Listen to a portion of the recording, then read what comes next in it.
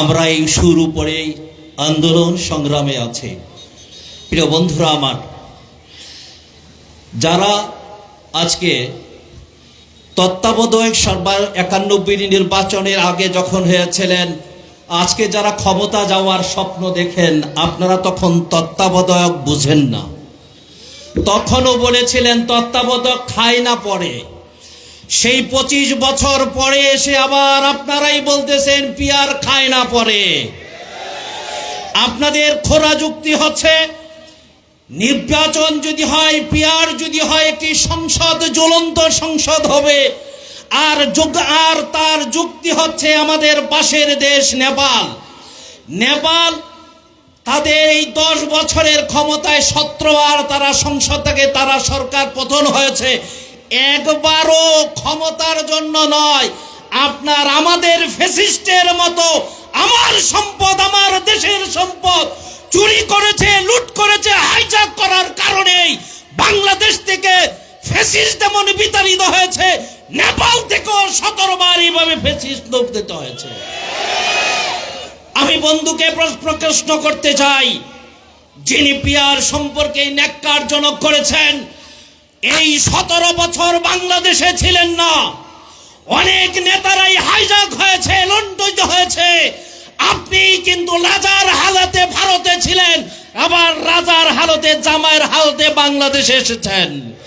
আপনার বক্তব্যের মধ্যেই ভারতের গন্ধ পাওয়া যায়, আপনার বক্তব্যের মধ্যেই আরবেরিয়ার গন্ধ পাওয়া যায়, আপনার বক্তব্যের মধ্যেই ভারতের প্রধানমন্ত্রীর সে উস্কানিমূলক বক্তব্য শোনা যায়।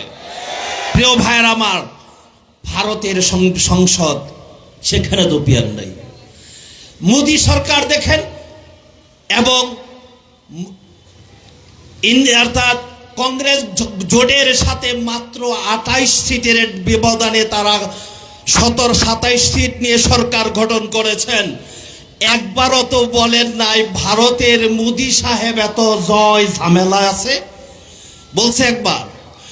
তার এই 3 বছরের ক্ষমতায় একবারও আগে বলতো কাটকাট মারমার মুসলিম কাটকাট, ঝুলন্ত যখন পার্মানেন্ট সরকার আসার গ্রহণ কারণে আজকে মোদির মুখে হাসি নেই। কারণ যদি কোন রকমে ফল করে তাইলে তিনি কিন্তু আবার রাজপথের সৈনিকের মতো নামা লাগবে। এই জন্য আহ্বান করতে চাই, পিয়ার মানেন না, পিয়ার মানবেন, আমাদেরকে আহ্বান করবেন, বুঝবেন তো বুঝবেন, সময় হারিয়ে বুঝলে আর লাভ হবে না। দ্বিতীয়ত হচ্ছে ফ্যাসিস্ট বাংলাদেশে আসবে। আমরা যারা জুলাই অভ্যুত্থানের সময় একত্রিতভাবে সকল রাজমত, দলপথ, সকল পেশাজীবী মানুষ একত্রিত হয়েছিলাম, বাংলাদেশে ফ্যাসিস্ট আসতে পারবে না, আসতে দেওয়া হবে না। এই জন্য আহ্বান জানাতে আমাদের আমির ঘোষণা করেছেন, আগামী তাগুদের বিরুদ্ধে ইসলামের একটি বাক্স হবে, আগামী তাগুদের বিরুদ্ধে ইসলামপন্থীদের একটি বাক্স হবে। রাজি কি আছেন? রাজি কি আছেন? আমির ঘোষণা করবেন। ইসলামী আন্দোলনের পক্ষ থেকে আমাদের প্রার্থী হাফেজ মোহাম্মদ আলী ভাইকে প্রার্থনা করেছেন, মোহতারাম আমির পরিচয় করিয়ে দিবেন। শর্ত হয়েছে আন্দোলনের আমিরের সিদ্ধান্ত যা আসবে আমরা মাথা পেতে নিব ইনশাআল্লাহ। আল্লাহ আমাদেরকে কবুল করো। দেখা হবে রাজপথে, দেখা হবে আন্দোলনে, দেখা হবে মিছিলে, দেখা হবে তাগুদের বিরুদ্ধে।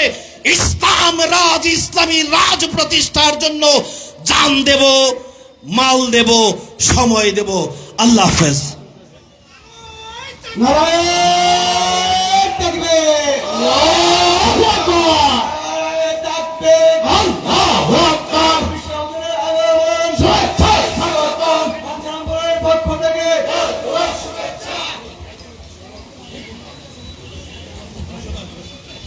সম্মানিত সাথী ও বন্ধুগণ, সংগ্রামী সাথী ও বন্ধুগণ, সমাবেশের পর্যায়ে প্রধান অতিথির বক্তব্য নিয়ে আসছেন ইসলামী আন্দোলন বাংলাদেশের মোহতারাম আমির। আজকের প্রধান অতিথি বাংলা অভিভাবক জননেতা সৈয়দ রেজাউল করিম পীর সাহেব হুজুর চরমোনাই বক্তব্য রাখবেন। আজকের প্রধান অতিথি হযরত মাওলানা মুফতি সৈয়দ মোহাম্মদ কামনায় নারায়ে তাকবীর, নারায়ে তাকবীর, আল্লাহু আকবার। আমিরের আগমন, শুভেচ্ছায় স্বাগতম।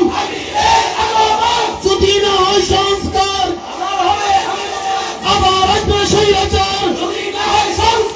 নারায়ে তাকবীর।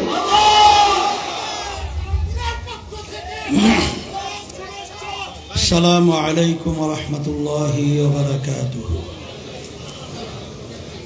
الحمد لله وكفى وسلام على عباده الذين اصطفى. أما بعد فأعوذ بالله من الشيطان الرجيم. بسم الله الرحمن الرحيم. إن الحكم إلا لله. صدق الله العلي العظيم. সবাই দুরূদ শরীফ পড়ি। আল্লাহুম্মা সাল্লি আলা সাইয়্যিদিনা ওয়া শাফিঈনা ওয়া হাবিবিনা ওয়া মাওলানা মুহাম্মদ সাল্লাল্লাহু আলাইহি ওয়া আলা আলিহি ওয়া আসহাবিহি ওয়া বারাকা ওয়াসাল্লাম। এই বারবার মোরামুরি করি না তো, আমি আসতে বলবো জোরবে, এত মোরামুরি কেসে? ইসলামী আন্দোলন বাংলাদেশ বাঞ্ছারামপুর থানা শাখা কর্তৃক আয়োজিত আজকে সমাবেশের সভাপতি, মঞ্চে বিভিন্ন পর্যায়ের দায়িত্বশীল, অন্যান্য সংগঠনের বিভিন্ন পর্যায়ের নেতৃবৃন্দ সহ সাংবাদিক আমার বন্ধুগণ, প্রশাসনিক আমার ভাইরা, আর বিশেষ করে আজকের এই জনসভার মাধ্যমে, গণসমাবেশের মাধ্যমে আজকে আপনারা প্রমাণ করেছেন বাঞ্ছারামপুরের মাটি ইসলামের ঘাঁটি।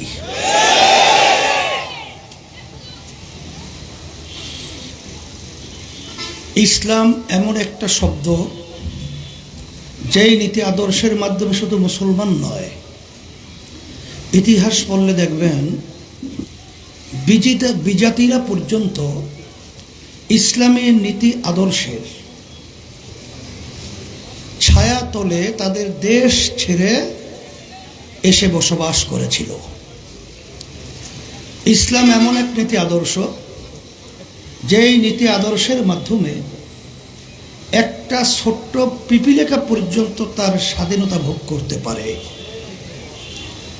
আজকে বাংলাদেশে শতকরা প্রায় 92 জনের মতো মুসলমান বসবাস করে। এই দেশের মধ্যে আজানের শব্দে বাচ্চাদের ঘুম ভেঙে যায়, আজানের শব্দে বাচ্চারা মায়ের কোলে ঘরে যায়। বাংলাদেশের রাজধানী ঢাকাকে বলা হয় মসজিদের নগরী। কিন্তু দুঃখের মধ্যে বলতে হয়, এই 53 বছর শেষ হয়ে 54 বছর চলছে। এই দেশকে স্বাধীন করতে গিয়ে লক্ষ লক্ষ মানুষ তারা জীবন দিয়েছিল, পঙ্গু হয়েছিল। অনেক মা তার সন্তানকে হারিয়েছিল। কিন্তু সেই স্বাধীনতার মৌলিক 3টা স্লোগান ছিল সাম্য, মানবিক মর্যাদা, ন্যায় বিচার প্রতিষ্ঠা। কিন্তু বাস্তবতা হলো, যারা এই দেশকে পরিচালনা 53 বছর করেছে, তাদের এই পরিচালনায় এই সুন্দর একটা দেশ বাংলাদেশ একবার দুইবার নয়, তামাম দুনিয়ার ভিতরে 5 বারের মতো চোরের দিক থেকে, দুর্নীতির দিক থেকে এরা ফার্স্ট বানিয়েছে। এদের পরিচালনায় এই দেশ থেকে টাকাগুলো বিদেশে পাচার হয়ে কানাডা সহ বিভিন্ন জায়গায় বেগম পাড়া তৈরি হয়েছে। এদের পরিচালনায় আপনারা দেখেছেন হাজার হাজার মায়ের কোল সন্তান হারা হয়েছে। এদের পরিচালনায় মানুষ যখন রাস্তায় নামতো গুম হতো, আর ঘরে থাকলে খুন হয়ে যেত। এদের পরিচালনায় আপনারা দেখেছেন 2024 গণ অভ্যুত্থানে প্রায় 500-র মতো আমাদের বাংলাদেশের মানুষ চক্ষু তারা হারিয়ে ফেলছে, আর কোনো দিন আলো দেখবে না। এখনো সেই শব্দ আমাদের কানে ভাসছে। মা চিৎকার করে আর কান্দে আর বলে, যে আর আমার সন্তান কয়েকদিন পর্যন্ত আমাকে মা বলে ডাক দেয় না। এদেশের ভিতরে আইয়ামে জাহিলিয়াতের সেই ইতিহাস আপনারা জানেন। আইয়ামে জাহিলিয়াতের ইতিহাসের চেয়ে বর্বর ইতিহাস, তাও কিন্তু এদের পরিচালনায় আয়না ঘরের মতো সেই নির্যাতন আমরা দেখেছি। এদেশ তারা পরিচালনায় পিলখানায় আমাদের চৌকস মেধাবী মেধাবী অফিসারগুলো তারা খুন হয়ে গেল। এদেশে আমরা দেখেছি যখন অন্য জায়গায় বৃষ্টি পড়েছে, এ দেশের কিছু দালালেরা বাংলাদেশের ছাতি ধরেছে। 5ই আগস্ট 2024-এর পরে এই দেশটা এখন সুন্দর এক দেশ তৈরি করার সুযোগ তৈরি হয়েছে। এই 53 বছরে আপনারা দেখবেন ইসলামের পক্ষে এখন যে একটা গণজাগরণ তৈরি হয়েছে, এত সুন্দর পরিবেশ কিন্তু 53 বছরে আর আসে নাই। এই দেশকে বিদেশের দালাল থেকে মুক্তির জন্যে আজকে যে সুন্দর পরিবেশ তৈরি হয়েছে, এই 53 বছরে এই পরিবেশ কিন্তু আসে নাই। এই জন্য আপনাদের সামনে আমি প্রথম যে আয়াত শরীফ তেলাওয়াত করেছি, আল্লাহ রাব্বুল আলামিন বলেছেন যে মানুষ সৃষ্টি করেছে আমি, জমিন আসমান আমার, সমস্ত মাখলুকাত আমার সৃষ্টি, নিয়ম নীতি আইন চলবেও আমার। এই জন্য আমার ভাইদেরকে বলবো, পর্দার মা বোনদেরকে বলবো, দুনিয়াতে শান্তি আখেরাতে মুক্তির লক্ষ্যে একমাত্র সৃষ্টিকর্তা যে নীতি আদর্শ দিয়েছে, সেই নীতি আদর্শের নাম হলো ইসলাম। আমরা আওয়ামী লীগ, বিএনপি, জাতীয় পার্টি শাসন দেখেছি, আর নতুনভাবে তারা ক্ষমতায় এসে আমাদেরকে আবার নতুন কি উপহার দিবে, এটা তো 5ই আগস্ট 2024-এর পরে তারা তো সিগন্যাল দিয়েই ফেলছে। আমার নতুনভাবে আবার সিগন্যাল কি দিবে? এমনকি একটা পানের দোকান ব্যবসায়ী পর্যন্ত তাদের এই অনিষ্ঠ চাঁদার থেকে মুক্তি পায় না। আজকে তাদের ভিতরে নিজেদের চাঁদা ভাগাভাগির ব্যাপারে নিজেরা খুন হয়েছে প্রায় 200-এর মতো কাছাকাছি। আজকে তাদের কাছে কেন্দ্রীয় নেতা পর্যন্ত নিরাপদ নয়। আর সেখানে আপনারা জানেন হাজার হাজার মানুষ জীবন দিয়েছে, পঙ্গু হয়েছে, চক্ষু হারিয়েছে। এখন কথা হলো এতটুকুই যে আজকে বাংলাদেশের মানুষের চাহিদা এবং তাদের দাবি ছিল যে এই 53 বছর যেই ধারায়, যেই পদ্ধতিতে, যেই নিয়মে দেশ চলেছে, না, এভাবে আর দেশ চলতে পারে না। এই জন্য মৌলিক সংস্কার হতে হবে এবং এই খুনি গুমি টাকা পাচারকারীদের বিচার হতে হবে। এরপর জাতীয় নির্বাচনের একটা লেভেল প্লেইং ফিল্ড তৈরি করতে হবে। অন্তর্বর্তীকালীন সরকারের প্রধান ডক্টর ইউনূস সাহেব, তিনি কিন্তু আমরা বাংলাদেশের মানুষের কাছে কমিটমেন্ট করেছিল। কি কমিটমেন্ট করেছে? তার 3টা কাজ: সংস্কার, দৃশ্যমান বিচার, এরপরে জাতীয় নির্বাচনের ব্যবস্থা। কিন্তু আমরা দেখেছি সংস্কার এবং বিচার দৃশ্যমান হওয়ার আগেই তিনি জাতীয় নির্বাচনের ঘোষণা করেছেন। কেন, কি কারণে? এটা বাংলাদেশের মানুষ জানতে চায়। আজকে বিচার এবং দৃশ্যমান বিচার এবং মৌলিক সংস্কার চায় না কারা? নির্বাচন নিয়ে তাড়াহুড়া কেরা করছে? আমরা দেখেছি যে আজকে যারা নাকি নির্বাচনের ব্যাপারে তাড়াহুড়া করছেন, আপনাদের এই স্লোগানের সাথে ভারতের স্লোগান মিলে যায়। আপনাদের কথাদের সাথে পাশের রাষ্ট্র ভারতের রয়ের এজেন্ডা বাস্তবায়ন হয়। আজকে আমরা দেখেছি যে বারবার আমাদেরকে ধোঁকা দিয়ে, বোকা বানিয়ে, আমাদেরকে সিঁড়ি হিসাবে ব্যবহার করে ক্ষমতার মসনদে বসে আপনারা আমাদের দেশে টাকা পাচার করেছেন, আমাদের মায়ের কোল সন্তান হারা করেছেন, আমাদের দেশকে বারবার দুর্নীতিতে চ্যাম্পিয়ন বানিয়েছেন। এবার বাংলাদেশের মানুষ এখন আর ঘুমিয়ে নেই, এখন আমরা সজাগ হয়েছি। আর আমাদের ঘরের সম্পদ চুরি করতে দেব না, আমাদের সন্তানকে আর মা কোল হারা করতে দেব না।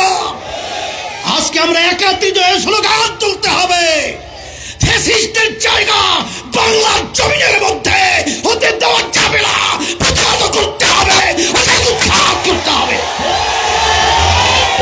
এই জন্যই পরিষ্কার ভাষায় বলছি, ইসলামী আন্দোলন বাংলাদেশ, আমি অনেক সময় বলে থাকি যে কুমিরকে সর্দির ভয় দেখিয়ে লাভ নাই, কারণ কুমির থাকে তো পানিতে, ওর আবার সর্দির ভয় কিসের। ইসলামী আন্দোলন বাংলাদেশ 1987 সালে প্রতিষ্ঠিত হয়েছে। অদ্যপতি পর্যন্ত একজন এমপি আমাদের সংসদে যায় নাই। এর অর্থ কি? সুযোগ বহুত ছিল, কিন্তু এই চোরাদের, খুনিদের, চাঁদাবাজদের, মায়ের কোল সন্তান হারাকারীদের আমরা ক্ষমতায় যাওয়া সিঁড়ি হিসেবে ব্যবহৃত হই নাই। এই জন্য আমার ভাইদেরকে বলবো, পর্দালে মা বোনরা যারা শুনছেন, সুযোগ এসেছে, যদি এই সুযোগের সদ্ব্যবহার আমরা করতে না পারি, আমাদের ভবিষ্যৎ প্রজন্ম সন্তানগুলো যখন ইতিহাস পড়বে তখন আমাদেরকে ধিক্কার জানাবেন, আমাদেরকে নিয়ে তারা কলঙ্ক ইতিহাস রচনা করবে। এর জন্য আমরা বলেছি যে আমরা বহু তন্ত্র মন্ত্র দেখেছি, এখন একটা তন্ত্র মন্ত্র বাদ রয়েছে, সেই নীতি আদর্শের তন্ত্রের নাম হলো ইসলাম। এই জন্য আমরা ঘোষণা করেছি ইসলামী দলগুলো যে রয়েছে আমরা সবাই নির্বাচনে একটা বাক্স পাঠাবো। কিন্তু গ্রাম্য একটা কথা আছে, কুড়াল চেনেন? কুড়াল, কুড়াল চেনেন তো? গাছ কাটে, ঠিক না? এখন গাছ কাটা অবস্থায় কথার কথা গাছ বলছে, তুমি আমাকে কাটছো কেন, আমার ক্ষতি করছো কেন? তখন বলে, তোমার যাইতে ভাই আমার পাছায় লাগানো আছে। মানে ওই কাঠ দিয়ে আবার কুড়ালের হাতুড়ি বানায় না। এখন ওইটা না থাকলে তো আর গাছ কাটা যায় না। এখন কিছু কিন্তু নেমেছে আমাদের যাইতে ভাইরা, এরা কিন্তু এই ঐক্যকে নষ্ট করার জন্যে তারা অন্য অন্য আলোচনা করে, কিন্তু চাঁদাবাজদের বিরুদ্ধে কোনো আলোচনা করে না, খুনিদের বিরুদ্ধে কোনো আলোচনা করে না। যারা বারবার দেশকে আজকে কলঙ্কিত করেছে চোরের দিক থেকে, তাদের ব্যাপারে কোনো আলোচনা করে না। যারা শরিয়া আইনে বিশ্বাসী নয়, যারা বাংলাদেশ ইসলামপন্থীদের উত্থানকে যারা চিন্তিত এবং বাংলাদেশে মৌলবাদের অবহেলনের ব্যাপারে তারা চিন্তিত, তাদের ব্যাপারে কোনো আলোচনা করছে না। এটা কিন্তু সবাই বাংলাদেশ এখন বুঝে যে আসলে কে কথা বলছে, কোথার থেকে কথা বলছে। আসলে গ্রামে একটা কথা আছে, জিন্স হওয়ার হয়েছে। কথা বলে আব্দুল করিম, কথা বলে কিন্তু আব্দুল করিম না, জিন পিছন থেকে বলে। তা তোমরা কোথার থেকে কথা বলছো এটা কিন্তু বাংলাদেশের মানুষ এখন বোঝে। এই জন্য আমার ভাইদেরকে বলবো, আসেন, ভোট দিয়ে কেউ গরিব হয় না, ধনীও হয় না, ইমান হারা হয়। ভোট দিয়ে কিন্তু এই দেশকে অশান্তির একটা আগুন ধাউ ধাউ করে জ্বালাবার পরিবেশ তৈরি হয়।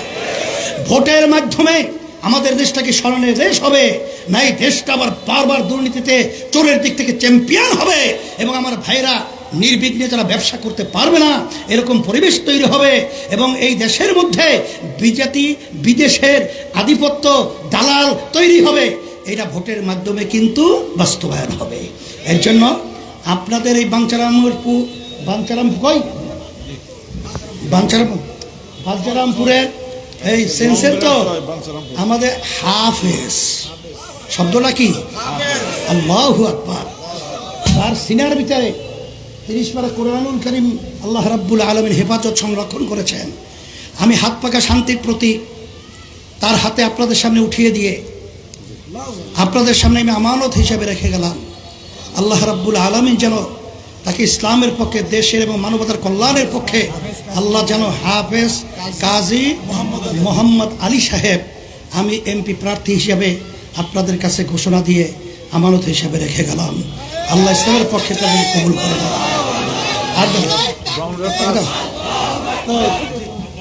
আসো এই সদর মানসারা ওই ইসের হ্যাঁ সদর গাজী গাজী মিয়াজুল করিম তাকে হাত পাকা প্রতীক শান্তির প্রতীক দিয়ে হাত দিয়ে আপনাদের আমানত হিসেবে রেখে গেলাম। আর কই আছে আলহামদুলিল্লাহ। এখন